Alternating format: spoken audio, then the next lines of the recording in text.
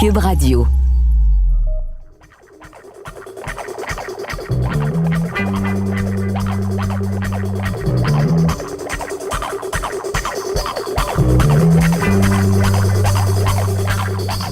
Je suis Isabelle Marjorie Tremblay. Vous écoutez le balado Le Clan du Bois, le crime dans le sang.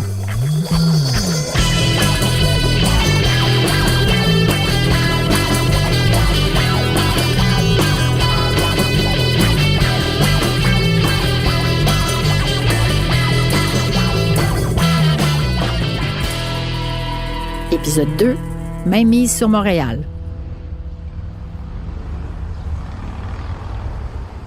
Saint-Henri, Pointe-Saint-Charles, tout ça, c'est des petits quartiers. Tout le monde se connaît, surtout dans les années 50, mais jusque dans les années 70, c'était pas mal le cas. Et ça leur donnait une grande force. Et ça a fait en sorte que, longtemps, on a considéré les Dubois comme étant plus influents que les Italiens. Parce que les Italiens avaient le contrôle de leurs ouailles. Le West End Gang, les Irlandais avaient le contrôle des Anglos. Mais chez les francophones, il y avait un certain vacuum. L'auteur et journaliste Charles-André Marchand s'est beaucoup intéressé aux Dubois. Des voyous qui sont débrouillés de façon très ingénieuse pour mener leurs affaires et même parvenir à maîtriser une partie de leur image dans les médias. Ce que nous explique Félix Séguin qu'on a entendu dans le premier épisode. Moi, j'ai entendu à plusieurs reprises que les Dubois détestaient le traitement médiatique qui leur était réservé parce que ils voulaient probablement, en tout cas ça c'est une opinion, entretenir et continuer à entretenir le mythe autour de leur clan. Puis quand tu entretiens le mythe, tu entretiens la force. Par contre, ils ont trouvé une solution, les Dubois, pour entretenir ce mythe-là. Ils se sont achetés un journaliste. Faut jamais oublier ça, hein? Les Dubois ont payé les études en droit de journalistes qui leur faisaient déjà une presse pas si pire pour s'en servir un peu, d'ailleurs dans plusieurs façades là, de prête-nom, et contrôler une partie du message. Tu sais, les Dubois étaient tellement conscients de l'importance de leur image qu'ils se sont achetés un journaliste pour essayer de la garder intacte. S'acheter un journaliste. C'est assez surprenant, non? Jean-Pierre Charbonneau, qui a été lui aussi journaliste dans les années 70, se souvient précisément de ce confrère sulfureux. Oh oui, Claude Jodoin, c'était un drôle de personnage. J'étais jeune journaliste, puis je le regardais, puis ça me levait le cœur, tu sais. Claude Jodoin, c'est un oiseau rare, ou plutôt un mouton noir dans l'univers du journalisme. Après une rencontre avec Claude Dubois au début des années 70, Claude Jodoin devient un proche du clan criminel sur lequel il écrit de nombreux articles plus flatteurs que critiques. En 1975, sa relation avec les Dubois devient à ce point évidente et connue de tous qu'il est forcé de quitter le métier de journaliste. Puis je lisais ses articles. Et puis, je voyais tout de suite là, comment c'était complaisant. Jusqu'à ce qu'à un moment donné, je découvre qu'il avait écrit un livre pour mettre en valeur Claude Dubois. Ça, c'était le bout. Je l'avais vu opérer, je voyais ses textes. Comme chroniqueur judiciaire, il pouvait présenter sous un beau rôle ou sous un beau jour les accusés et puis, d'une certaine façon, être parfois l'espèce de relationniste des avocats de la défense et puis des pégreux qui se retrouvaient devant les tribunaux. Après avoir été renvoyé de son poste de journaliste, Claude Jodoin deviendra en quelque sorte l'homme de confiance du clan. Jusqu'au jour où il se décide, comme on le verra plus tard, à jouer un autre rôle, celui de délateur. Mais cette obsession à essayer de protéger leur image n'est pas la seule facette surprenante des frères Dubois, qui auraient aussi entretenu un lien de proximité avec la politique.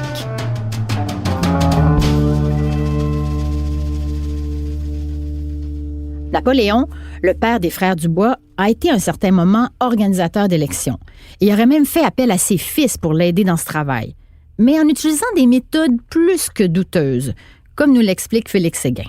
Le clan Dubois comprenait tellement comment la société québécoise fonctionnait et comprenait tellement à quel point il était important pour eux de contrôler leur propre clan, les finances de leur propre clan, mais la politique qui vient autour de leur clan aussi.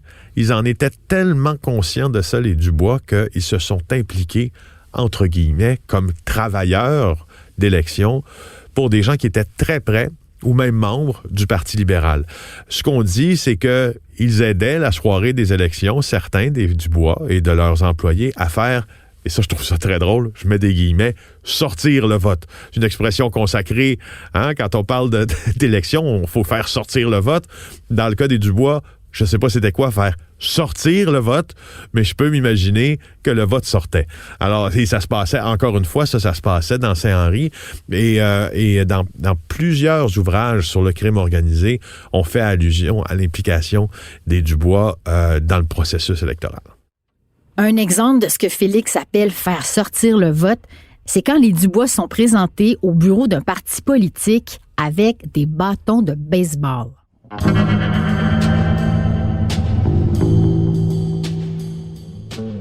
Ben, ça, c'est symptomatique d'une époque où la politique, la police et le crime formaient un tout. À certains égards, parce que il y avait une tolérance d'un côté comme de l'autre. La police avait une certaine tolérance pour une frange de criminels. La politique avait une certaine tolérance pour un groupe criminel. La politique avait aussi une certaine tolérance pour du travail policier mal fait. Et le crime avait une certaine tolérance, bien sûr, pour les policiers ripoux, parce qu'il y en avait pas mal plus à ce moment-là qu'il y en a maintenant. Un ripou, ça veut tout simplement dire, en langage familier, un policier corrompu. Dans les années 60 et 70, les policiers gagnaient un maigre salaire. Ils n'étaient même pas syndiqués. On peut s'imaginer que la tentation était grande de s'acoquiner avec des criminels chez qui l'argent coulait à flot. Alors, c'est un écosystème, si l'on veut, qui se répondait. Tout le monde se répondait dans ça. Comme le dit Félix Séguin, tout était un peu plus poreux. L'information voyageait moins vite et la corruption était chose fréquente. En tant que journaliste, Jean-Pierre Charbonneau a beaucoup travaillé sur les liens entre le crime organisé et la politique. La corruption au Québec, jusqu'au début de la Révolution tranquille, c'était assez généralisé. Les journalistes, il y en a pas mal qui recevaient des enveloppes. Les politiciens aussi, étaient pas très... Tu sais, le monde syndical n'était pas encore... la syndicaliste n'était pas encore répandue. Et le crime organisé, qu'on appelait à l'époque le vice organisé, était tellement scandaleux et répandu. Tu sais, Montréal, ville ouverte, là, entre les deux guerres, puis même pendant la Deuxième Guerre mondiale, puis même après... Tout ça, là, c'était pas pour rien. C'était parce que, finalement, on était dans une société, paradoxe, puritaine et cléricalisée au maximum, mais en même temps, qui avait sa face d'ombre. Je veux dire, les gens, certains allaient à la messe à l'église, mais il y en a pas mal qui allaient au bordel, puis qui allaient dans les maisons de jeu, puis qui allaient dans les tripots, puis qui allaient prendre un coup à taverne. La société à l'époque était très paradoxale. D'un côté, très puritaine, mais d'un autre, c'était littéralement la débauche et le vice régnait. Et puis ça, les frères Dubois en ont pleinement profité. Puis progressivement, ils ont étendu leur territoire puis leurs activités criminelles à des quartiers limitrophes. Ben, autour des frères, c'est mis à graviter plusieurs dizaines de truands, des fiers à bas, des tueurs à gages et toutes sortes de gens qui travaillaient pour leurs activités, que ce soit le préjurant, le trafic de drogue, le racket de protection, les vols, etc. Finalement, il faisait exactement ce que la mafia fait aussi.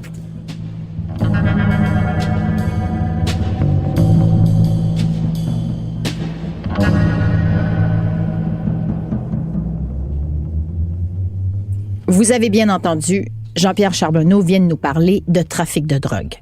Là-dessus, on écoute encore Félix Séguin.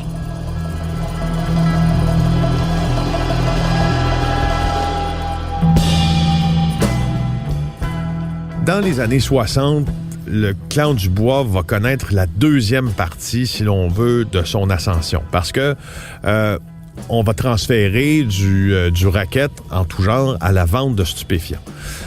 Faut bien dire, avant la vente de stupéfiants, dans ces années-là, c'était l'apanage de deux groupes criminels, principalement la mafia, incarnée par le clan Cotroni à Montréal, et le gang de l'Ouest. Et à un certain moment, ça va changer tout ça.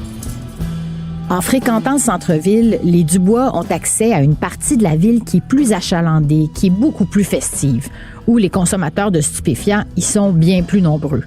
Leur criminalité se diversifie, les drogues qu'ils vendent aussi.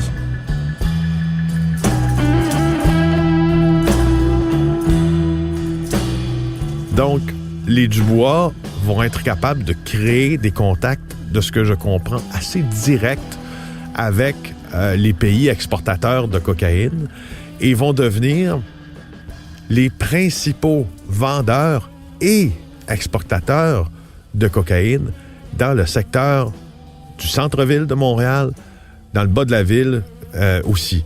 Et même, un des membres du gang de l'Ouest déclarera à un certain moment que quand on voulait de la cocaïne ou vendre de la cocaïne, il fallait vendre celle des Dubois.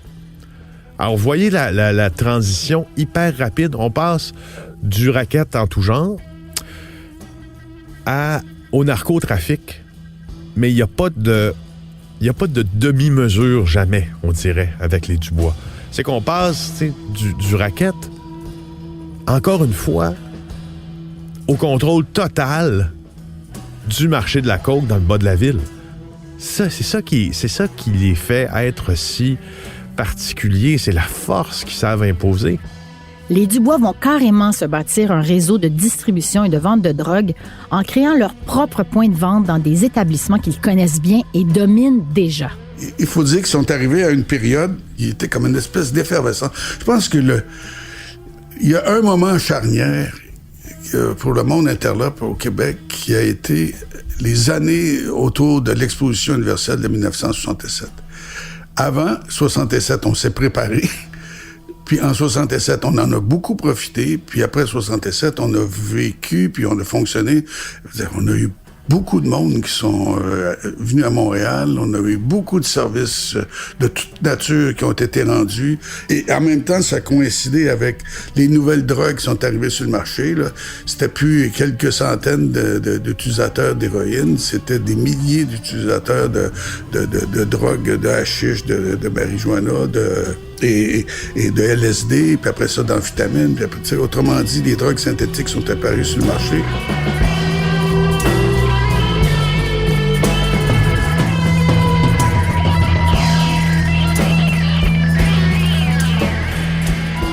Alors, il y a eu une explosion de la demande, la jeunesse des années, Flower Power des années 60, le milieu des années 60. Tout ça, ça a comme explosé. Le marché des drogues a explosé. Donc, le marché aussi des besoins financiers a explosé. Pour les Dubois, le timing était très bon. L'époque hippie dans laquelle ils se sont retrouvés leur a permis d'avoir une clientèle jeune, rebelle et friande de drogue.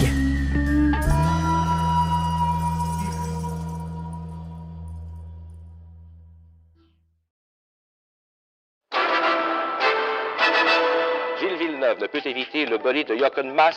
Sa Ferrari s'envole littéralement. Il y a 40 ans, mon pilote préféré mourait dans un terrible accident de Formule 1.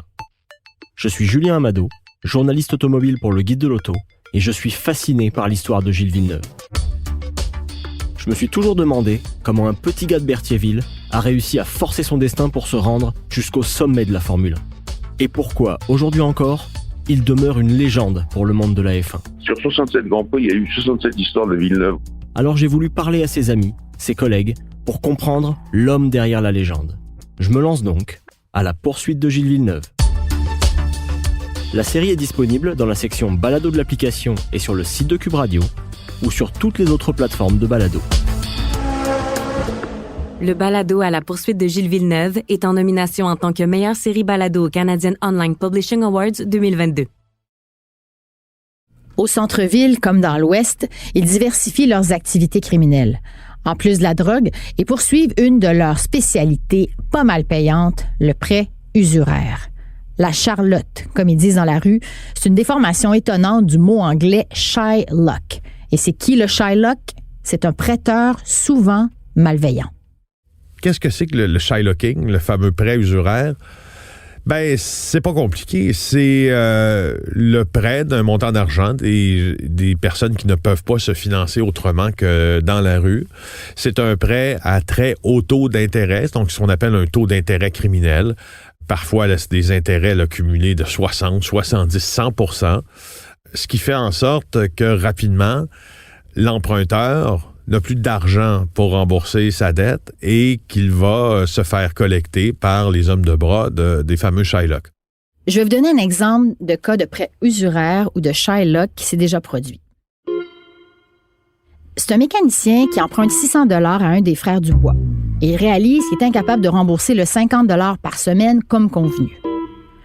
Le Shylock, ici un des frères Dubois, lui suggère de voler une courroie de transmission par semaine au garage où il travaille. Ensuite, il va le revendre pour se faire de l'argent. Le pauvre mécanicien se fait prendre par son employeur. Il a donc 18 pièces d'auto à rembourser d'une valeur de 4 350 $. Mais il doit toujours 600 $ au Shylock, qui s'en met plein les poches. On comprend vraiment que les emprunteurs deviennent prisonniers d'un système de prêt qui finit presque toujours par augmenter leurs dettes. Fait intéressant, tant pour les Dubois que les autres groupes qui pratiquent le prêt usuraire ou le Shylock, c'est que c'est une activité dont le coût revient est extrêmement bonne parce que on peut la faire sans risque. Au fond, les arrestations, les procès, puis les sentences en matière de prêt usuraire, c'est rien. Alors, c'est une activité qui est très, très payante et qui n'est pas risquée. C'était beaucoup plus payant pour eux de faire du prêt usuraire que de faire, exemple, du trafic de coke. Ils faisaient plus d'argent. On le dit, le clan Dubois faisait plus d'argent parce qu'ils étaient les rois de tout, en fait, presque à Montréal, mais ils étaient les rois du prêt usuraire. Plus d'argent avec le prêt usuraire qu'avec la vente de stupéfiants. Le quartier Saint-Henri, ça a été le meilleur terrain de jeu pour commencer à s'adonner aux prêts usuraires. Puis dans les années 60 et 70, les Dubois ils ont étendu cette pratique aux autres quartiers dans lesquels ils commencent à avoir leurs petites habitudes.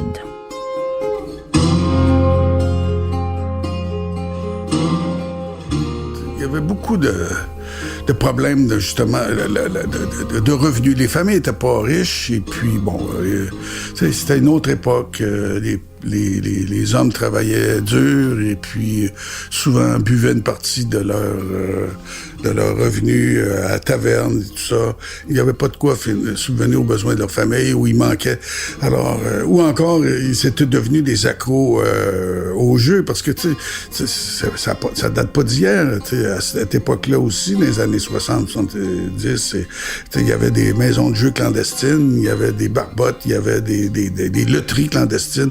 Alors, les gens étaient pris avec le jeu et puis tout ça. Alors, les gens s'endettaient et ils pouvaient pas payer leur dette autrement que d'emprunter chez des prêteurs usuriers, des Shylock, qui étaient du monde interlope. C'était aussi des gens qui buvaient leur paye à la taverne. Qui avaient besoin que leur famille se nourrisse malgré tout, puis qui avaient honte de rentrer à la maison, puis qui n'étaient pas capables de faire en sorte que la mère puisse avoir de l'argent pour payer l'épicerie, tout ça. Alors, les banquiers de toute une série de gens qui n'avaient pas les moyens d'emprunter ou d'avoir de l'argent, c'était les prêteurs usuriers qui eux-mêmes étaient... dans le fond, ils prêtaient quoi? Ils prêtaient l'argent des grands caïds. Les prêteurs usuraires, ils n'étaient pas tous nécessairement mal intentionnés ou profiteurs. On pourrait presque dire qu'ils avaient, dans certains cas, une sorte de rôle social. Bien entendu, il y en avait qui étaient des criminels sans éthique, qui abusaient de la faiblesse des gens, mais pas tous, comme nous le rappelle le journaliste Charles-André Marchand.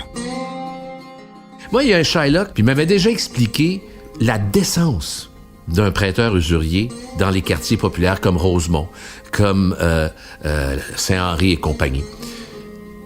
Lui, quand il prêtait de l'argent à une Michel Richard de ce monde, le taux d'intérêt était plus élevé qu'une banque. Mais s'il prêtait de l'argent à quelqu'un qui voulait nourrir sa famille, il chargeait moins cher qu'une banque. Mais il allait voir la madame puis lui dire que ton mari, je le pogne pas à taverne, parce que là, le taux d'intérêt va changer. Ils avaient leur code d'éthique, malgré tout. Et ça m'avait vraiment fasciné. Vous vous souvenez de Mariette Fauteux qui a passé sa vie dans le quartier Saint-Henri et qu'on a rencontré dans le premier épisode? eh bien, nous a raconté qu'elle a été elle-même témoin de Shylocking faite sur son milieu de travail pour le compte des frères Dubois dans les années 70. Comme si les Dubois avaient des représentants.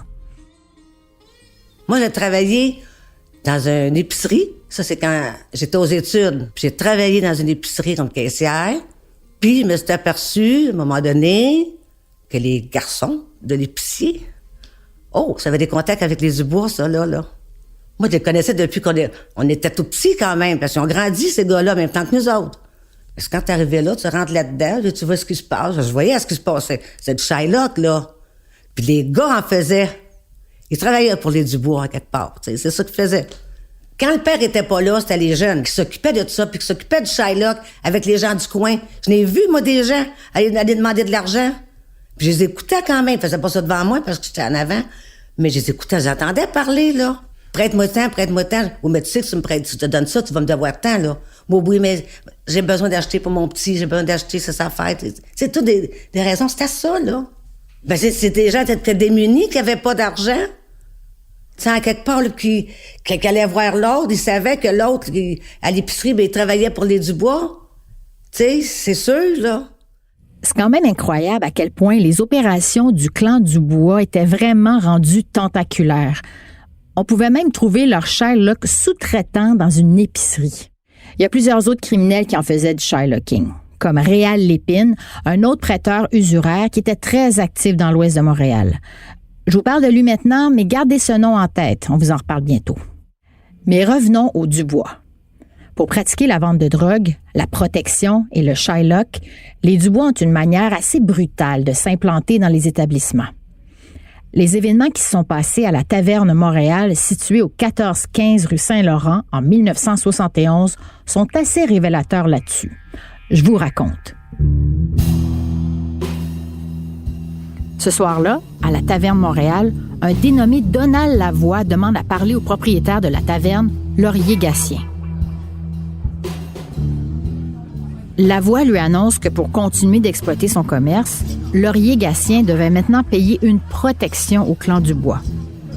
Donald Lavoie lui dit même « Toutes les tavernes du quartier paient la protection au Dubois, tu vas faire comme les autres. » Il ajoute « Si tu crois pas qu'on est sérieux, lis les journaux demain matin. » Le lendemain, il découvre dans le journal que les boss du Jean-Loup, le café voisin, ont été assassinés dans la nuit. C'est assez traumatisant pour le pauvre propriétaire de la taverne.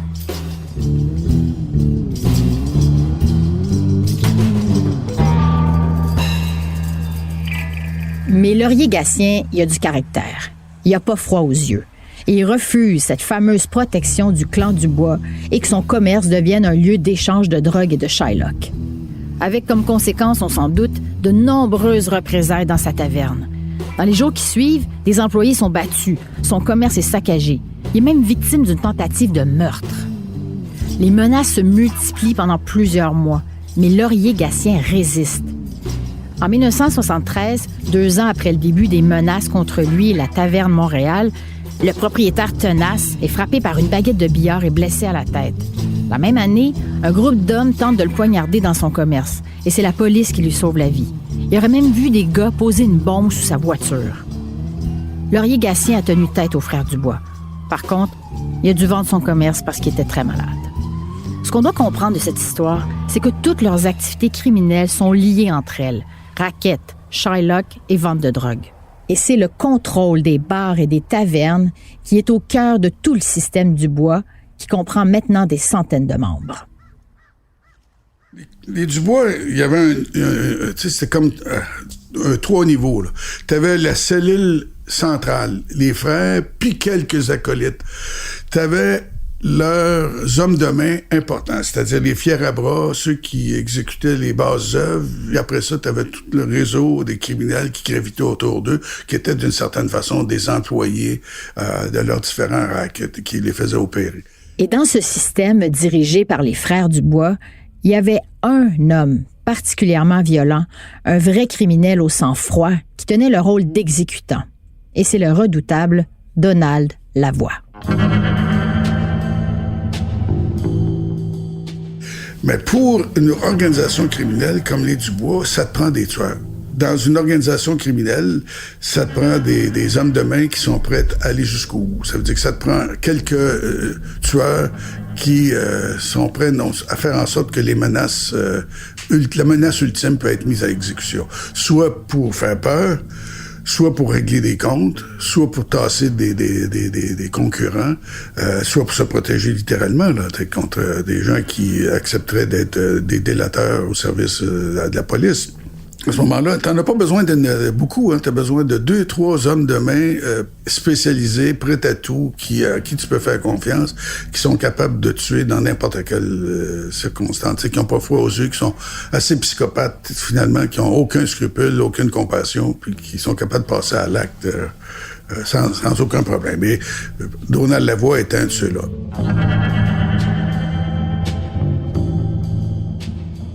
Pour mieux comprendre le lien entre les Dubois et leur homme de main, on a obtenu du journaliste et éditeur Alain Stanquet l'autorisation de vous faire écouter des extraits sonores d'une entrevue filmée de plus d'1 heure que Alain Stanquet a faite avec Donald Lavoie lui-même dans les années 80. Les passages que vous allez entendre montrent bien le tempérament de celui qui deviendra un membre essentiel du clan Dubois. Attends toujours? OK, bon. Quel âge as-tu, Donald? J'ai 42 ans. Quel souvenir gardes-tu de ton enfance? De mon enfance, le seul souvenir que j'ai de mon enfance à elle, c'est que j'étais un enfant comme tous les autres jusqu'à l'âge de 6 ans. J'ai été amené à l'orphelinat à un moment donné à cause d'une séparation de mes parents. Et c'est surtout ça que je garde de souvenir. C'est la séparation de ma famille. C'est difficile à accepter. Je pense pas qu'un autre enfant pourra l'accepter non plus. Donald Lavoie naît en 1942 à Québec dans une famille modeste et instable. Quand ses parents se séparent, il décide de le placer en orphelinat et il n'a que 6 ans. Réagit mal, il sait qu'il y a des parents tout près et se demande bien ce qu'il fait dans un orphelinat. Il change même 4 fois d'institution. Il devient un enfant bagarreur, dissipé. Il fait du trouble. Adolescent, il est tenté par la petite criminalité et commet régulièrement des délits, notamment des vols dans les épiceries. Au fond, c'est une jeunesse un peu à l'image de celle des Dubois. Dans ma jeunesse, quand j'étais jeune, oui, une fois, je me souviens qu'une fois, j'avais été avec mon petit cousin, puis on avait été ramassés des fois en boise en arrière du séminaire. Puis il y avait un grand costaud là, de la place qui était venu pour les enlever, puis j'avais sauté dessus. Je me souviens même que j'avais cassé un bras. J'étais sauvage, j'étais tous les petits gars dans les rues, je savais. La police, elle venait me ramasser le soir dans la rue. Je jouais dans la rue, puis elle venait me ramasser. Le premier vol, c'était quoi? Le premier vol, j'avais volé une épicerie. Puis j'avais enlevé le châssis, puis j'étais entré, j'avais volé des cigarettes, des montres qui valaient pas cher, ainsi de suite. J'avais évité des caisses enregistreuses. Ça avait passé dans le journal en première page, je me souviens. Puis c'était marqué vol fait par des professionnels. Vous l'avez volé pourquoi à ce moment-là? Parce que là, je voulais m'en venir à Montréal, j'avais besoin d'argent. Arrivé à Montréal, Donald Lavoie va travailler brièvement comme ouvrier avant de tout lâcher. En entrevue, il explique que 35 $ par semaine, c'est vraiment pas assez. Il fait alors la rencontre d'un certain Claude Dubois, qui lui offre un autre type de boulot, beaucoup plus payant et dangereux. Puis cette rencontre, elle va complètement changer le cours de sa vie. Comment t'es rentré dans ce milieu? Ouais, je dirais que c'est surtout un moment de découragement. À un moment donné, je travaillais, puis j'ai perdu mon travail. Je me suis ramassé à un moment donné dans le bas de la ville, dans une taverne. J'ai rencontré M. Dubois, j'avais besoin d'argent à un moment donné, je lui avais emprunté un peu d'argent. Lui a mis, c'est comme ça que j'ai rencontré Claude Dubois. Rapidement, Donald Lavoie devient le tueur à gages du clan, c'est-à-dire celui qui est payé pour tuer, sous les seuls ordres de Claude Dubois. Un peu plus loin dans l'entrevue, on voit Donald Lavoie raconter de façon mécanique, en fixant Alain Stanquet de son regard noir perçant, comment il éliminait les gens dont les Dubois voulaient se débarrasser. Son regard est profond, dur, troublant. Je vous avertis, cette cruauté est pas facile à entendre. Le premier meurtre, c'est toi ou tu as assisté seulement? Le premier meurtre que j'ai vu, j'ai assisté. J'étais présent, je l'ai vu. C'est cruel. Ça s'est fait à coup de pelle. Quelle impression ça t'a fait? J'ai trouvé que j'avais pris de la manière difficile pour tuer quelqu'un. J'avais trouvé ça horrible ce soir-là. Donald Lavoie, il se rappelle de tout avec une précision étonnante. Écoutez bien maintenant ce qu'il répond quand Alain Stanquet lui demande comment il s'est senti la première fois qu'il a tué. La première fois tué, est-ce que c'est difficile? Je dirais que oui. La première fois, oui. J'ai trouvé ça difficile dans le sens que c'était nouveau. C'était nouveau.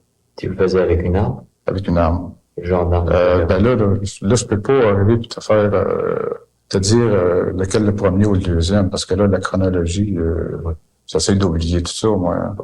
Les réponses stoïques de Lavoie montrent quel tueur impassible et efficace il était, ce qui convenait parfaitement au Dubois. Donald Lavoie, l'homme de confiance de Claude Dubois, est aujourd'hui connu comme l'un des plus importants tueurs à gages de l'histoire criminelle du Québec. Claude Dubois nous a toujours vise dans le corps pour le ralentir, après ça, tire dans la tête. C'est ce que Claude Dubois nous enseignait toujours. Pas te tirer, là, c'est t'en aller. Tu penses même pas. Tu vois ta victime, tu tires, après ça, tu te pousses. Le lendemain, tu lis les journaux? Oui. Le commencement de l'enquête, toujours. Pour voir ce que les journalistes en pensent. Tu as participé à une trentaine de meurtres. Combien de personnes as-tu tué, toi, de ta main? Moi, personnellement, j'ai environ 15. J'ai participé à d'autres meurtres directement ou indirectement.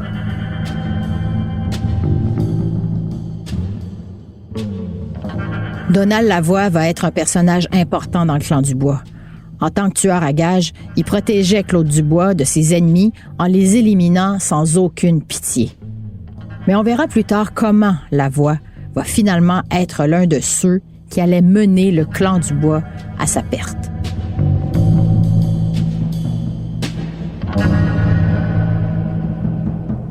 Mais pour l'instant, au cœur des années 70, le clan Dubois, dont Donald Lavoie est un rouage important, est à son apogée.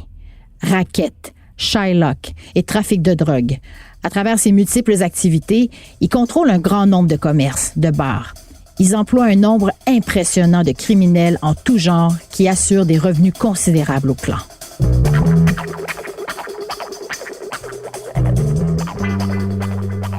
Leur expansion rapide n'est pas passée inaperçue dans le monde criminel. D'autres gangs commencent à trouver que les frères de Saint-Henri emmènent un peu trop large dans l'ouest de Montréal. En particulier un gang irlandais voisin contre lequel les Dubois se lancent dans une véritable guerre. Une guerre qui mettra face à face deux familles, le clan Dubois et les frères McSween, une autre famille de criminels bien implantée dans l'ouest de la ville. Mais tout ça, nous le verrons dans un prochain épisode.